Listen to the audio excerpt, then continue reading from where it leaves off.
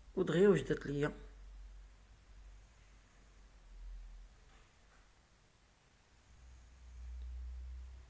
ما كتشدش الوقت بزاف.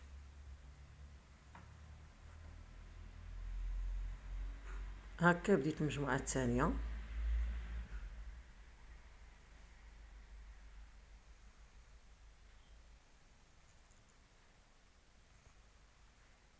حتى كملت في ساعة، كتوجد في ساعة.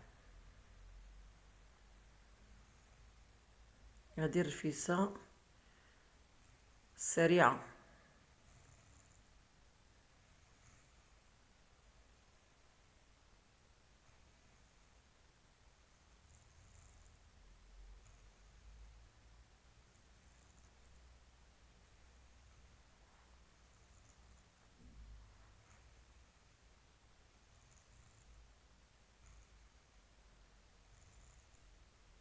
الطريقة باش كنقطعها، كنخلي وحدة في وسط وحدة، كنجيبها بحال هكذا، كنتنيها على شكل رولو، وكنقطعها بالسكين رقاق او بالمقص شما بغيتو. هي خصها تكون رقيقه، ديك التقطيعه تكون رقيقه.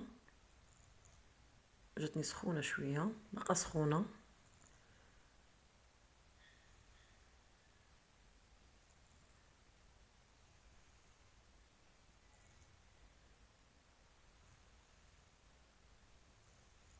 هكذا كنقطع المجموعه الاولى، المجموعه الثانيه، حتى كنسالي العجين كامل،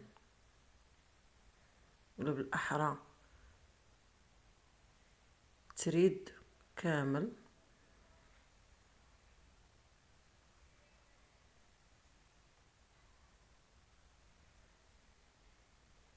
كما قلت لكم رقيق، باش ملي تسقيو كيبان رقيق وزوين. ها هو تبارك الله طايب وخفيف.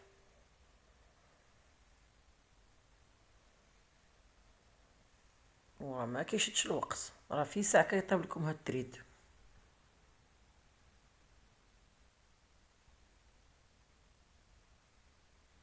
النجره ديالتنا ومرقتنا هي وجدات.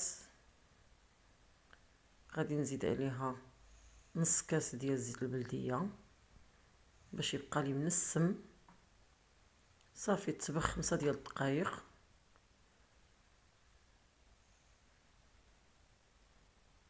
ونسقي ان شاء الله.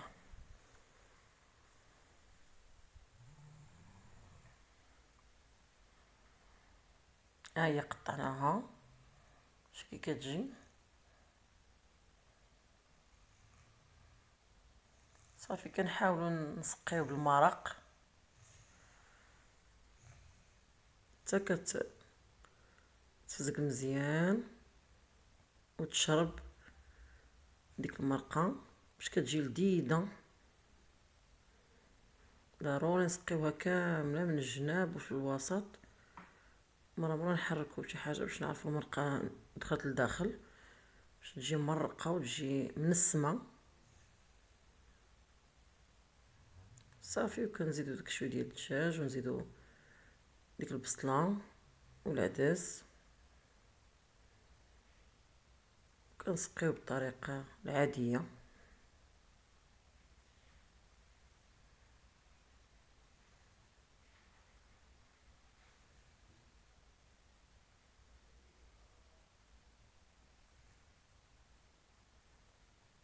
داك الربيع كنحطوه اللي بغاه، اللي مبغاش كيبقى غير جنب، كيطلق لنا غير البنه.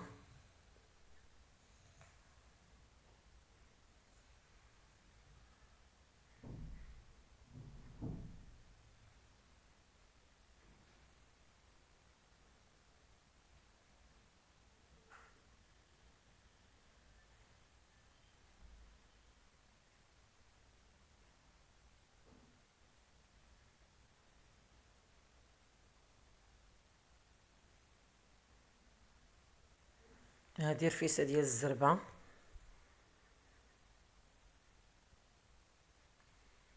وراه كتجي بنينه وسهله في التحضير.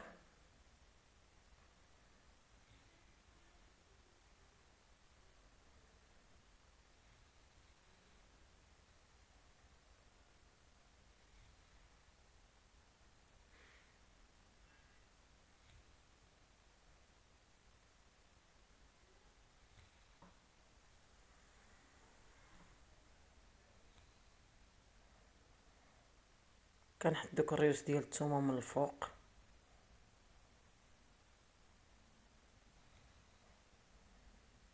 صافي وكنراويها بالمرقه مزيان، ونحط البصله في الجناب مع العدس.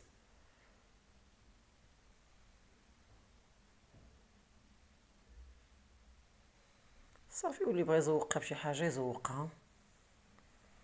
انا هنايا زوقتها بالبيض.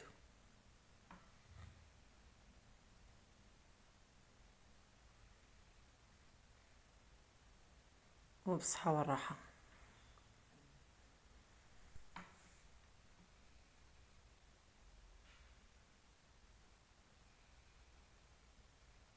كتجي زوينه في هاد البرد.